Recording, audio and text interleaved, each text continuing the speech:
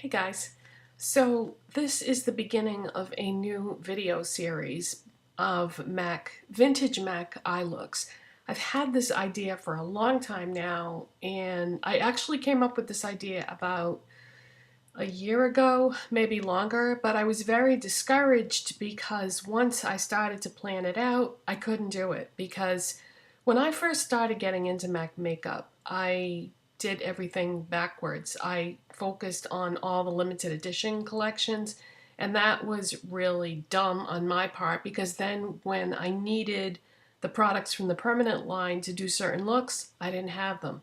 So a year or two ago, I realized my error and I stopped buying from the limited edition collections and tried to just keep buying things from the permanent line so that I could fill in all the gaps that I had. Well, I've been doing pretty well collecting the permanent eyeshadows. I still have a ways to go, but I have, quite a few of them.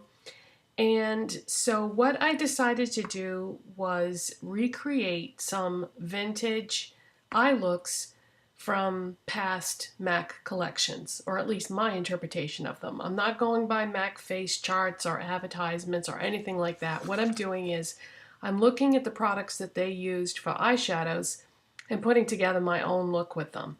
So today is the first one, and this is from the Color Abstraction collection from spring 1997. I'm going to be focusing on the spring collections from different years first off with the series because we are in spring right now.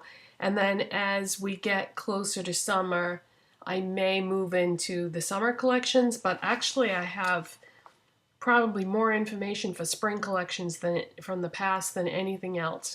Now, I don't have a lot of blushes from the MAC permanent line. Unfortunately, they're all from limited edition collections. Well, not all of them, but most of them. So I can't incorporate blushes and lipsticks and things like that. I did have a lot of MAC permanent lipsticks at one time, but then they got old and I had to back to MAC them because I just wasn't comfortable using them anymore because they had reached a certain age. So I don't have a lot of the lipsticks that I used to have, but if there's something that is from these collections, then of course I will incorporate that into the look. But I didn't do that today.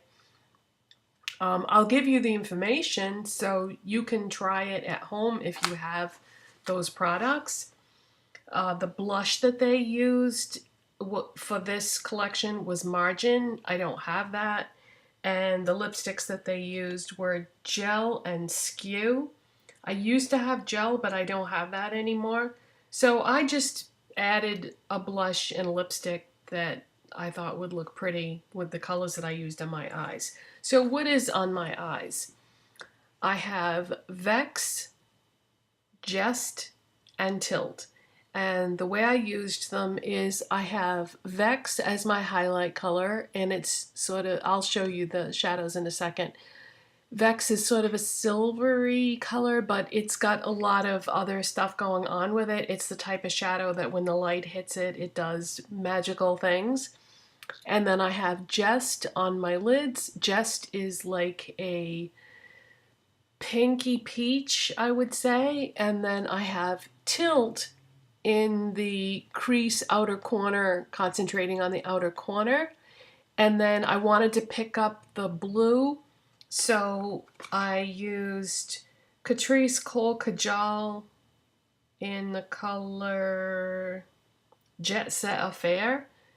And this is very similar to the Tilt eyeshadow color. I put this in my waterline and tight line, but it didn't, my eyes were tearing up, so it didn't adhere very well to my tight line, but you can see it pretty well in the waterline. Then I have on my L'Oreal Miss Manga mascara. By the way, I wanted to mention, I've been filling in my brows with an old, well, not too old, but a limited edition MAC eyeshadow that doesn't work that great for an eyeshadow, but it's perfect for my brows. If you have blonde hair, you may want to give any gray eyeshadows that you have that are sort of pale and not that pigmented, because when they're not pigmented, they're much easier to work with as a brow product. But this is MAC Ground Cover from the Fashion Flower collection. And this, as it turns out, works great as a brow product. I had been using a NYX brow kit that had a gray shadow in it.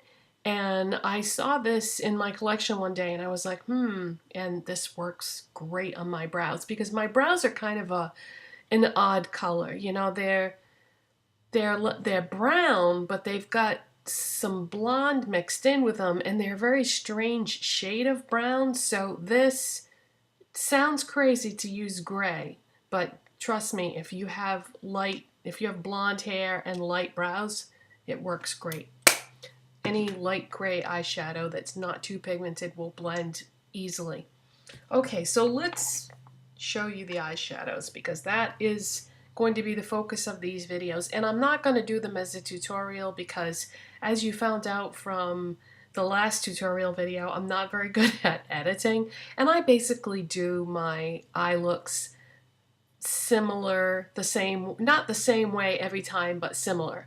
So you wouldn't really get anything out of watching me do that other than probably being bored. So I'm just going to, with these videos, show you the products, tell you the other products that were in the collection that maybe I didn't have, and it just, explain how I use them, because you guys know how to do makeup, so you don't need any help there, right?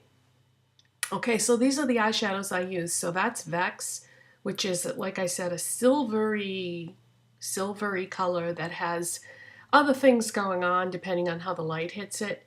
This is Jest. This is a very, very light peachy pink or pinky peach.